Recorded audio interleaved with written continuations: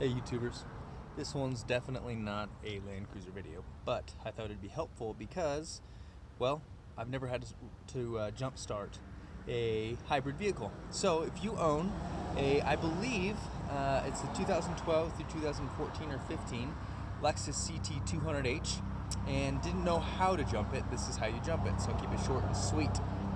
If you open your hood, you're going to see right here on your right side there's a fuse panel.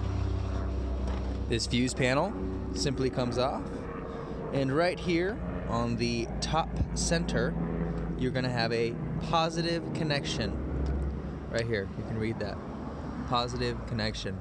Simply remove this, attach your positive cable to here, your negative cable to ground, and hook it up to a friend or someone that hopefully has jumper cables.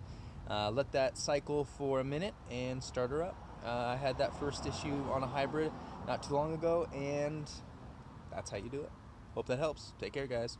More videos coming soon.